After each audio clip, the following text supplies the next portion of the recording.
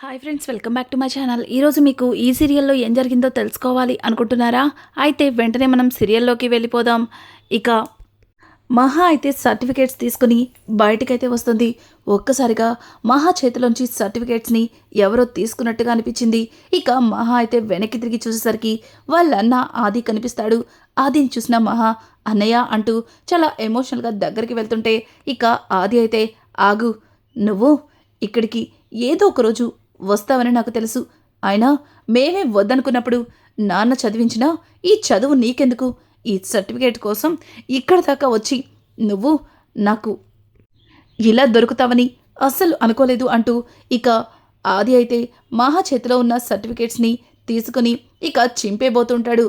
ఇంతలో అక్కడే ఉన్న నారాయణ ఫాస్ట్గా పరిగెత్తుకుంటూ రేయ్ ఆగరా, ఆగు, పాపం అమ్మాయి ఆ సర్టిఫికేట్స్ కోసం చాలా దూరం నుంచి వచ్చింది, ఇవ్వరా, ఇవ్వు అంటూ ఇక నారాయణ అయితే సర్టిఫికేట్స్ని తీసుకోబోతుంటే ఏయ్ ఎవర్రా నువ్వొచ్చి నా చేతిలో సర్టిఫికేట్స్ తీసుకుంటే అంత ఈజీగా ఇచ్చేస్తా అనుకుంటున్నావా అంటూ ఇక మహాని దూరంగా నెట్టి ఆ సర్టిఫికేట్స్ని చింపేస్తాడు.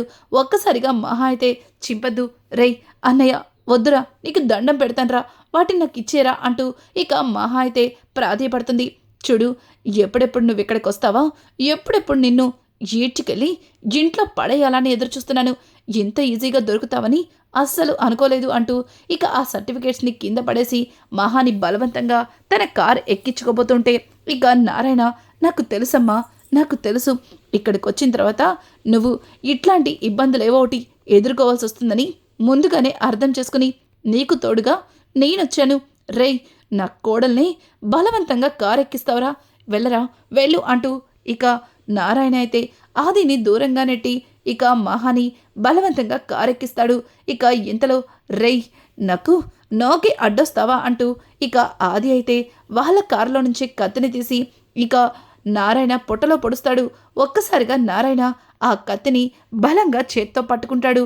ఇక బలంగా పొడిచి ఆది అయితే ఇక నారాయణని దూరంగా నెట్టేబోతుంటే ఇంతలో కాలేజ్లో వాళ్ళందరూ కూడా అక్కడికి గుమ్ము కొడతారు. ఇక కాలేజీ ప్రిన్సిపల్ అలాగే అక్కడ ఉన్న కొంతమంది లెక్చర్స్ అందరూ కూడా ఇక ఆ సన్నివేశాన్ని చూస్తారు. ఇంకా మహా అయితే చాలా అంటే చాలా భయంగా కారులో నుంచి కిందకి దిగుతుంది.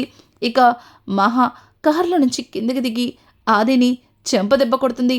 రే ఛీ, నువ్వు నా అన్నయ్యవని చెప్పుకోవడానికి కూడా నాకు సిగ్గుగా ఉంది.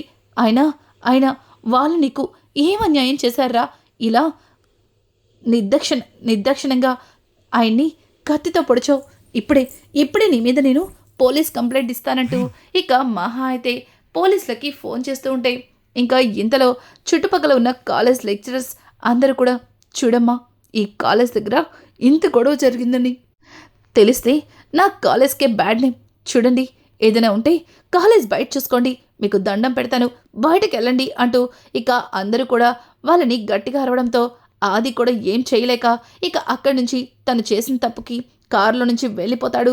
ఇక మహా అయితే నారాయణ్ని హడావుడిగా కారెక్కించి అన్నా అర్జెంటుగా ఎక్కడైనా హాస్పిటల్కి తీసుకెళ్ళు అంటూ ఇక మహాలక్ష్మి అయితే కార్ డ్రైవర్కి చెప్పడంతో కార్ డ్రైవర్ ఇంకా హడావుడిగా హాస్పిటల్కి అయితే బయలుదేరుతుంటాడు.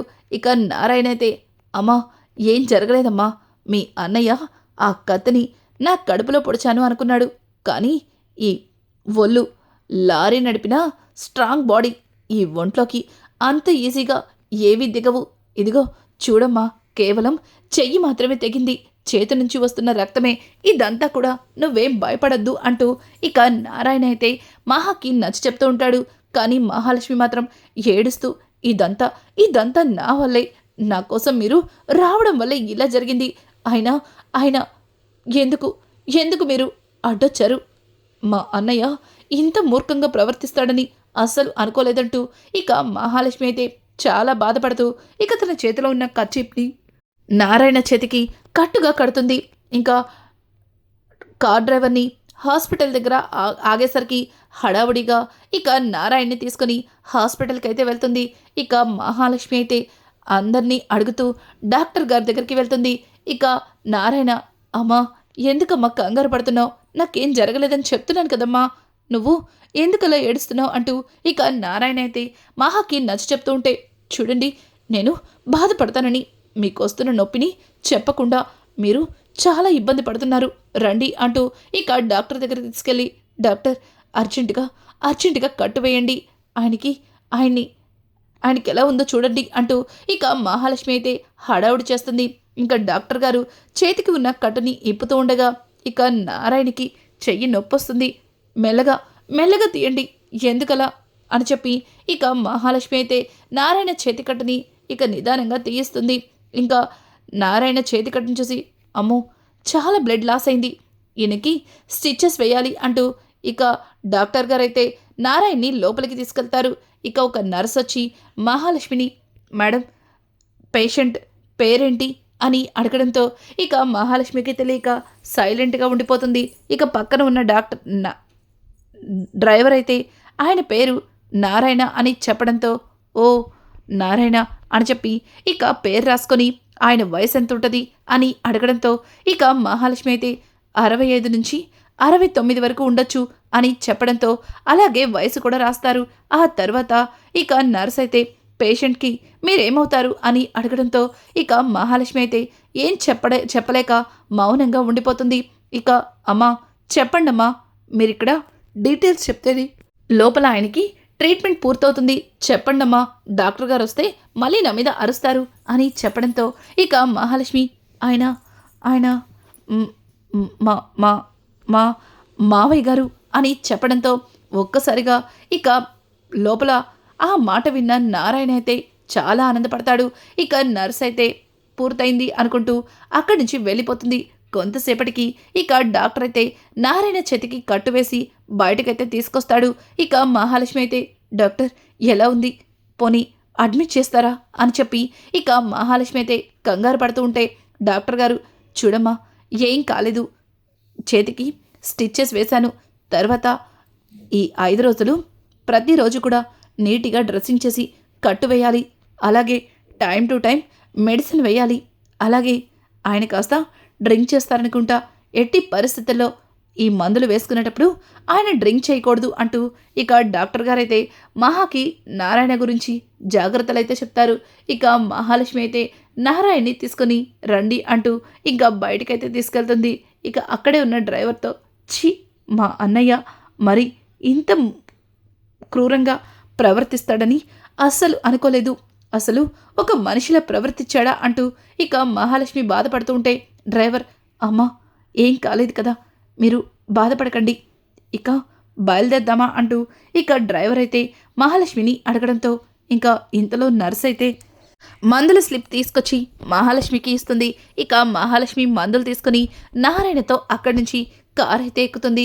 ఇక నారాయణతో, ఎందుకు ఇలా చేశారు, చూడండి ఎంత బ్లడ్ లాస్ అయిందో, మీరు నొప్పి వచ్చినా సరే నేను బాధపడతానని కనీసం చేతికొస్తున్న నొప్పి గురించి కూడా చెప్పట్లేదు అంటూ ఇక మహాలక్ష్మి అయితే నారాయణతో మాట్లాడుతూ ఉంటే నారాయణ, లేదమ్మా నాకెట్లాంటి నొప్పి లేదు, నేను బాగానే ఉన్నాను, నువ్వే అనవసరంగా బాధపడుతున్నావు, నేను కనుక రాకపోతే ఆ ఈడియట్స్ నిన్ను తీసుకెళ్ళిపోయి ఉండేవారు, వాళ్ళు నిన్నెంతలా బాధ పెడుతున్నారో నేను అర్థం చేసుకుంటాను అంటూ ఇక నారాయణ అయితే మహాలక్ష్మి గురించే మాట్లాడుతూ ఉంటే మహాలక్ష్మి నారాయణ మంచితనాన్ని అర్థం చేసుకుని ఇక నారాయణ వైపు అలా చూస్తూ ఉండిపోతుంది. ఇంకా నారాయణ అయితే పక్కనున్న డ్రైవర్తో, రే అబ్బిగా మంచి పాటలు పెట్టు అని చెప్పడంతో ఇక డ్రైవర్ అయితే పాటలు పెడుతూ ఉంటాడు. ఇక ఆ పాటలు వింటూ నారాయణ అలాగే కారులోనే అలా నిద్రపోతాడు. ఇక నారాయణని చూసిన మహాలక్ష్మి అయితే చాలా ఆనందపడుతుంది. ఇక ఇంటికి రావడంతోనే హడావుడిగా ఇక చక్రి అయితే కార్ దగ్గరకైతే వస్తాడు. మహాలక్ష్మిని చూసి, ఏంటండి ఇంత లేటు, ఎంత టెన్షన్ పడుతున్నానో తెలుసా, మీరు ఇంటి దగ్గర నా కోసం ఒకరు ఎదురు చూస్తారు, వాళ్ళు నేను టయానికి ఇంటికి వెళ్ళకపోతే కంగారు పడతారని మీకు కొంచెమన్నా బాధ్యతుందా, ఏమండి ఏం మాట్లాడరండి, సర్టిఫికేట్స్ తీసుకుని నేరుగా ఇంటికి రమ్మని చెప్పాను కదా అంటూ ఇక చక్రి అయితే తెగ హడావుడి చేస్తాడు. కానీ మహాలక్ష్మి అయితే నారాయణ చేతికి కట్టు గురించి ఏమీ అడగట్లేదంటూ చక్రి వైపు కోపంగా చూస్తుంది. ఇక నారాయణ అయితే, రేయ్ ఇడియట్, తను బాగానే ఉంది, అమ్మాయిని ఇలా బయట నిలబెట్టి అన్నీ మాట్లాడేస్తావా, ఇప్పటి వరకు జర్నీ చేసొచ్చింది, అమ్మాయి రెస్ట్ తీసుకోవాలని నీకు కొంచెం కూడా తెలీదా అంటూ ఇక నారాయణ అయితే చక్రి మీద అరుస్తాడు. ఇంకా నారాయణని తీసుకుని మహా అయితే లోపలికి తీసుకెళ్లి మంచం మీద కూర్చోబెడుతుంది. ఇక నారాయణ, అమ్మా నేనిప్పుడు బాగానే ఉన్నాను కదా అని అంటూ ఉంటే ఇక ఇంతలో మాధవ, కేశవ అలాగే కన్నా కూడా అక్కడికొస్తారు. ఇక కేశవ అలాగే కన్నా మహాలక్ష్మిని, వదినా మీ సర్టిఫికెట్స్ తెచ్చుకున్నారా అంటూ ఇక నారాయణ గురించి అడగకుండా కేవలం ఇంకా మహాలక్ష్మి గురించే మాట్లాడుతుంటారు. కానీ మాధవ మాత్రం, నాన్నా ఏమైంది, చేతికి కట్టేంటి, అమ్మా మహాలక్ష్మి ఏం జరిగిందమ్మా, నువ్వు బాగానే ఉన్నావు కదా అంటూ ఇక మాధవ మాత్రం ఇద్దరి గురించి మంచిగా మాట్లాడుతూ ఉంటే ఇక మహాలక్ష్మి అయితే, అమ్మయ్య కనీసం మీరన్నా మీ నాన్నగారి గురించి మాట్లాడారు, ఆయనకి చేతికి దెబ్బ తగిలింది అది అని అంటుంటే ఇక నారాయణ, నువ్వు ఆగమ్మా నేను చెప్తాను అంటూ, అదేం లేదులే, దారిలో యాపిల్ కట్ చేస్తుంటే చేయి తెగింది అంతే, అంతకు మించి ఇంకేమీ లేదు అని చెప్పి ఇక నారాయణ మాట్లాడుతూ ఉంటే మహాలక్ష్మి మాత్రం కంగారు పడుతుంది. ఇదంతా చూసిన చక్రి అయితే డ్రైవర్ దగ్గరికి వెళ్ళి ఏం జరిగిందో తెలుసుకుంటాడు. ఇక డ్రైవర్ అయితే, మీ వైఫ్ కాలేజ్ దగ్గరికి వాళ్ళ అన్నయ్యంట వచ్చాడు, ఆయన నాన్న గొడవ చేసి నీ భార్యని తీసుకెళ్ళిపోవడానికి ప్రయత్నించాడు, మీ నాన్న లేకపోతే ఈరోజు మీ ఆవిడ్ని ఖచ్చితంగా వాళ్ళ అన్నయ్య తీసుకుని వెళ్ళిపోయేవాడు అంటూ ఇక డ్రైవర్ అయితే జరిగింది చక్రితో చెప్పడంతో ఒక్కసారిగా చక్రి షాక్ అయిపోతాడు. ఏంటి, నా భార్యని వాళ్ళ అన్నయ్య తీసుకెళ్లాలనుకున్నాడు, నీచుడు, దుర్మార్గుడు, దుష్టుడు అంటూ ఇక పరిగెత్తుకుంటూ వెళ్ళి, ఏంటండి అంత జరిగితే మాకు ఏం చెప్పట్లేదు, మీ అన్నయ్య కాలేజ్ దగ్గరకు వచ్చి నాన్న గొడవ చేశాడంటగా, మిమ్మల్ని బలవంతంగా తీసుకెళ్లాలనుకున్నాడంటగా అని చెప్పి ఇక చక్రి అయితే మహాని అడగడంతో మహా కూడా ఏం మాట్లాడకుండా సైలెంట్గా ఉండిపోతుంది. ఇక అక్కడే ఉన్న నారాయణ అయితే, నువ్వు చెప్పు అని అడగడంతో ఇక నారాయణ, రేయ్ నేనుండగా నా ఇంటి కోడల్ని తీసుకెళ్లేంత దమ్ము ధైర్యం ఎవడికుంటుంది, వాడికి బుద్ధి చెప్పాను అని ఇక నారాయణ మాట్లాడుతూ ఉంటే, అవునవును నువ్వు లేకపోతే మహాలక్ష్మి గారు మళ్ళీ ఆ పిల్లకొండి పెళ్లి చేసుకునే పరిస్థితికి వచ్చుండేది అంటూ ఇక చక్రి అయితే తన మనసులో అనుకుంటాడు. ఇంకా మహాలక్ష్మి అయితే ఇంట్లో అందరి మంచితనాలని చూసి ఇంకా తెగ సంబరపడిపోతుంది. అలాగే నారాయణకి టైం టు టైం మందులిచ్చి అలాగే ఇక భోజనాన్ని పెడుతూ చేతికి ఉన్న కట్టుని మారుస్తూ ఉంటుంది. ఇదంతా చూసిన మాధవ అయితే చాలా ఆనందపడతాడు. ఒకప్పుడు మా ఇంటికి మా అమ్మ ఉండేటప్పుడు ఎటువంటి కళ ఉండేదో ఇప్పుడు మహాలక్ష్మి వచ్చిన తర్వాత కూడా అంతే సంతోషంగా అందరం ఉంటున్నాం అని చెప్పి ఇక మాధవ అయితే తన మనసులో అనుకుంటాడు.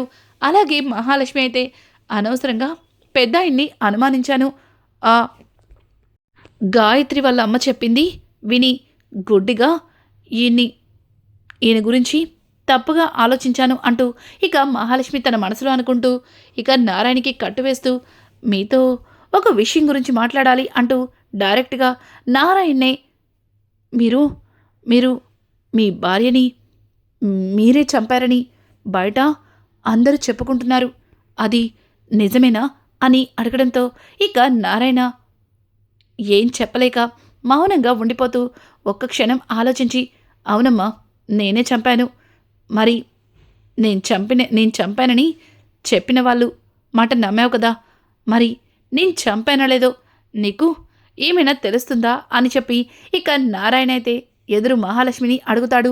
ఒక్కసారిగా మహాలక్ష్మి, అదేంటి మీ భార్య అంటే మీకు చాలా ఇష్టమని చెప్తున్నారు, మరి అంత ఇష్టపడిన భార్యని అలా ఇలా చంపేశారు అంటూ ఇక మహాలక్ష్మి అయితే నారాయణ్ని అడుగుతుంటే, నారాయణ చూడమ్మా, నేను నా భార్యని కావాలని చంపలేదు, అది అనుకోకుండా జరిగిన ఒక సంఘటన అంతే, అంతకు మించి ఇంకేం లేదు, వెళ్ళి రెస్ట్ తీసుకో అంటూ ఇక నారాయణ అయితే తన భార్యని గుర్తు చేసుకుని తనలో తను బాధపడతాడు.